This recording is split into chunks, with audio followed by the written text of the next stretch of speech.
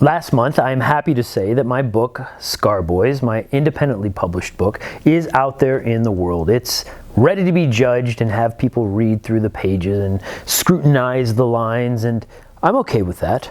It's my first novel. Well, it's not my first novel. My first novel is tucked away on my computer where nobody's going to read it because, like everything that I write, you have that sense of profound doubt and that question, is my writing good enough? Stick around here on Punk Write today and we'll take a look at some perspectives on what makes good writing. Don't go anywhere.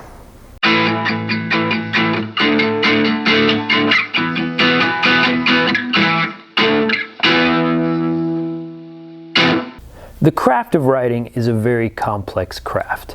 There are many components and various elements that the author must balance in order to create a pleasurable reading experience for the reader. To do this effectively takes a significant amount of time, practice, and failure so that you can understand how to interweave all of those aspects of writing and make the craft the finest that you possibly can. Many of us who are trying to improve their craft, you've written things and you've given it to people, and some people say, oh, this is good, this is not good. But what are they looking at?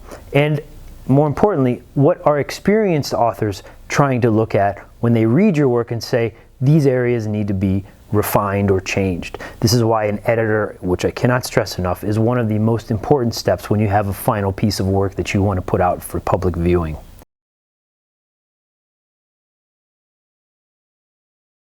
So there are two aspects that I do want to look at, and the most important that I would say that is less forgivable in many respects is the idea of the story itself. Storytelling is something that is innate in human beings. We have this need and this biological relationship with story, with the abstraction of story, to help us communicate and make contact with the people in our world. This is no different than writing a book. What you're doing is simply expanding your community. So the aspects of story that the author must take care of is defined, in my opinion, mostly by the character. We relate to people, and you need to make sure as an author that your characters are nailed. This deals with all kinds of different aspects of building character, point of view, making sure that you have the right emotional responses and contact with the world that you're building in your book. But the character is what drives the story. As an extension of that idea, I also think it's quite important that the author knows the genre that he or she is writing in. The genre very much defines what type of story you're telling, and the audience who's going to read that needs to be able to connect with that story.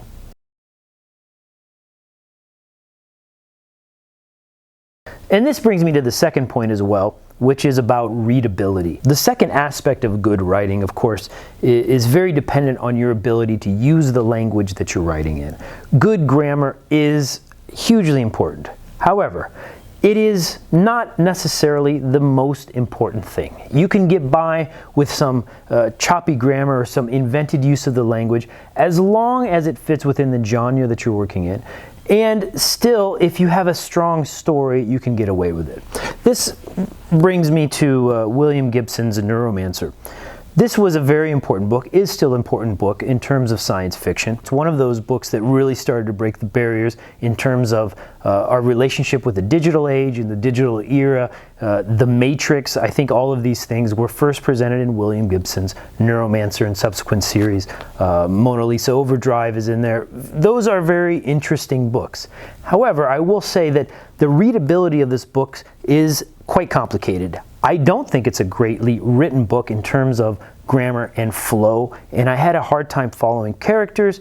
However, the importance of this book is not understated. In fact, this won the Hugo Award because of the concept and the story that really drove the importance of the book. You know, another example that I read this year, I've always wanted to read the whole Gunslinger series by Stephen King, and the truth is I can't get through it because I'm not really that into the story. He, however, has this brilliant ability with readability. Stephen King is able to talk about and write about the most mundane things, and it just carries you along. You get to the end, however, and I'm just like, I don't really understand what the story is about. However, I'm still engaged in the entire book because the fluidity and the flow of the book is relatively impeccable. This is something that I think is unique in Stephen King. Another very well-known author, I think Joyce Carol Oates, her fluidity and flow, it really brings it all together. These are great examples to understand what good writing is in terms of how sentences link together and just create a seamless experience. The seamless experience is what we live every day. As we move through this world, we want that fluidity. We don't want obstacles. And when we sit down to read books, I believe all of us want that same sense of flow. So if you're looking to improve your writing, understand characters, understand story. Those are all the things that are studying the craft. But when you take a step back and you look at the flow and readability of your work, you're really going to get a good impression to say, yeah, my stuff is good enough and it's going out in the world. That's it for today on Punk Write. I'm glad that you hung around. My name is Smee, and stick around for more writing advice and fun and interesting things on the channel. If you haven't subscribed, hit the subscribe button or the like button. Come back whenever you want. Till then, you just keep on writing. Punk Write.